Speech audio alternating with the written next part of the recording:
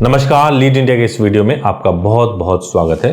दोस्तों, आज के इस वीडियो में मैं आपको बताऊंगा कि यदि हस्बैंड अपने वाइफ से डिवोर्स लेना चाहते हैं तो क्या प्रोसेस है पूरे इंडिया में। तो सबसे पहले मैं आपको बताऊं कि डिवोर्स लेने के लिए कौन से कोर्ट में जाना होता है। ये बहुत इंपॉर्टेंट है। आमतौर से लोगों को नहीं मालूम होता है, वो कोर्ट्स के बारे में ही नहीं जानते हैं कि जाना कहाँ है, मिलना किससे है। तो सबसे पहले अगर आपको डिवोर्स लेना है तो उसके लिए फैमिली कोर्ट होती है, परिवार न्यायालय बोलते हैं, जो कि सभी जिलों में जो डिस्ट्रिक्ट कोर्ट होता है उन्हीं के अंदर परिवार न्यायालय या फैमिली कोर्ट होता है, जहां पर आप जाकर के डिवोर्स ले सकते हैं। अब हस्बैंड को लगता है कि अगर मैं डिवोर्स का केस पहले फाइल कर दूं तो हो सकता है कि मेरा केस वीक हो जाएगा। इसमें कितनी सच्चाई है, इस बात को आइए देखते हैं। देखिए, सबसे पहली बात तो यह है कि जब हम एक्ट की बात करें, कानून की बात करें, चाहे हिंदू मैरिज एक्ट की बात करें, मुस्लिम मैरिज एक्ट की बात करें, किसी भी एक्ट की बात कर ले, सभी एक्ट के अंदर डिवोर्स के ग्राउंड्स लिखे गए हैं।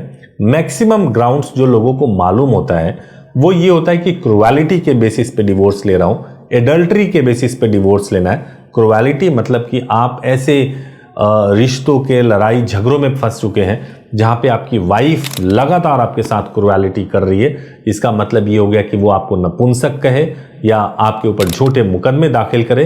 ये सभी क्रुएलिटी के अंदर आता है। ये भी क्रुएलिटी माना जाता है कि आपकी वाइफ फोर्सफुली आपको आपके पेरेंट्स के साथ ना रहने दे, अलग कर दे। इसको भी क्रुएलिटी कंसीडर किया गया है। अगर हम इन ग्राउंड्स को, इन चीज़ों को कोर्ट में प्रूव करें तो क्रुएलिटी के बेसिस पे डिवोर्स मिलता है।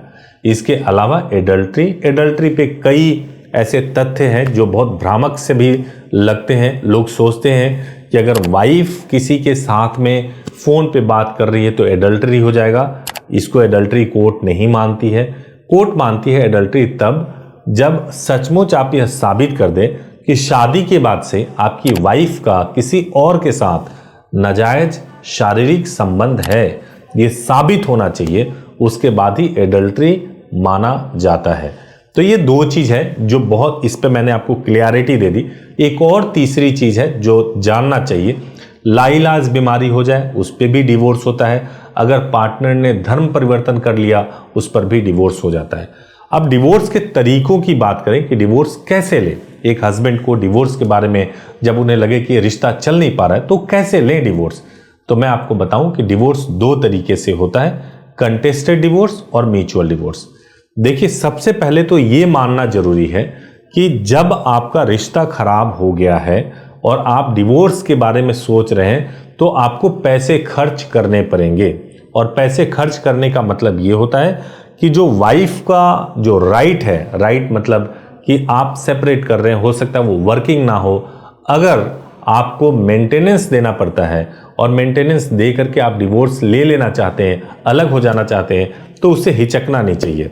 आमतौर से क्या होता है कि जब कंटेस्टेड डिवोर्स होता है, यानी कि वाइफ देना नहीं चाहती डिवोर्स और हस्बैंड को डिवोर्स लेना ही लेना है, तो ऐसे में हस्बैंड जो है ऐसे ग्राउंड्स बनाते हैं जिसके आधार पर उनको डिवोर्स मिल सके और कोर्ट में केस फाइल करते हैं। इसको बोलते हैं कंटेस्टेड डिवोर्स। इस कंटेस्टेड डिवोर्स में जैसे ही हस्बैंड फाइल कर देते हैं तो वाइफ भी किसी एडवोकेट के कांटेक्ट में आती हैं और वो आपके खिलाफ जो है मेंटेनेंस और डोमेस्टिक वायलेंस का केस फाइल करती हैं। और आपने जो केस फाइल किया वो डिवोर्स का केस फाइल किया है। आपको केवल इतना होता है कि लिटिगेशन फीस आपको देना पड़ता है, जो 12-13 हज़ार या सिटीज़ के हिसाब से अलग अलग वैरी करता है। ये होता है नॉर्मली, जो हो सकता है कोर्ट आपको बोले कि चूंकि आप डिवोर्स लेने के लिए पहले आप आए, हस्बैंड आए, तो आपको लिटिगेशन फीस देना पड़ेगा। ये 12-13 हज़ार वन टाइम होता है। बाद में अगर आपने एडल्ट्री या क्रुएलिटी का ग्राउंड प्रूव कर दिया कोर्ट में तो ये पैसे वाइफ को उल्टा आपको देना पड़ जाएगा। तो ये, और बाकी आपको कोई मेंटेनेंस भी नहीं देना, आपको कुछ भी नहीं देना, बट ये ग्राउंड्स प्रूव होने चाहिए। ये ग्राउंड्स कोर्ट में प्रूव होगा तब होगा। तो यहां तक आपको ये बात समझ में आ गई होगी कि वाइफ क्या कर सकती है। आप डिवोर्स फाइल करते हैं तो आपको क्या कंसेक्वेंस फेस करना पड़ता है। एक और चीज मैं आपको कहना चाहता हूं कि कई बार लोग सोचते हैं कि मुझे डिवोर्स तो लेना है लेकिन मैं डिवोर्स डायरेक्टली ना फाइल करके मैं रेस्टिट्यूशन ऑफ कंजुगल राइट, यानी साथ में जो रहना है वो वाला का केस फाइल करता हूं कि आप वैवाहिक संबंध को निभाइए।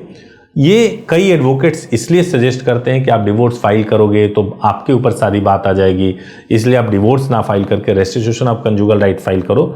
मेरा ऐसा मानना है कि अगर सचमुच डिवोर्स का ग्राउंड है तो पहले आप पुलिस कंप्लेंट करिए और उसके बाद से आप डिवोर्स फाइल कर दीजिए। आपको रेस्टिट्यूशन ऑफ कंजुगल राइट में नहीं जाना चाहिए।